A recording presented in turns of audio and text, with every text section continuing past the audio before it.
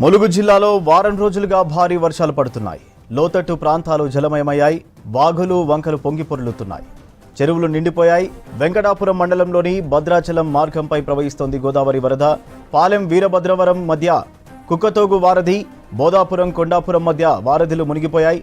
దీంతో ఆ గ్రామాల మధ్య రాకపోకలు నిలిచిపోయాయి. తుపాకులగూడెం సమ్మక్క బ్యారేజ్కి భారీగా వరద నీరు చేరుతోంది. తుపాకులగూడెం సమ్మక్క బ్యారేజ్కి భారీగా వరద చేరుతోంది.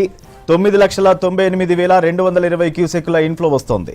59 గేట్లు ఎత్తి నీటిని దిగువకు విడుదల చేస్తున్నారు అధికారులు. రామన్నగూడెం పుష్కర ఘాట్ దగ్గర మొదటి ప్రమాద హెచ్చరిక కొనసాగుతోంది.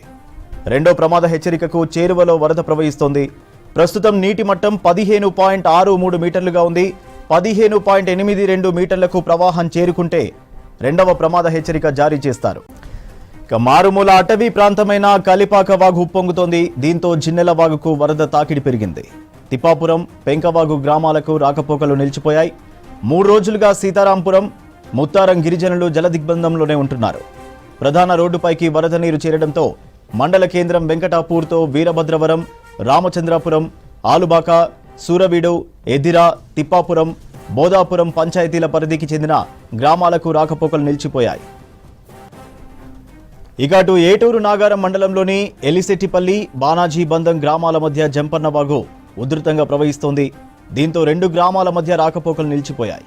అధికార యంత్రాంగం పడవ ఏర్పాటు చేసి పడవ సాయంతో వాగు దాటుతున్నారు గ్రామస్తులు.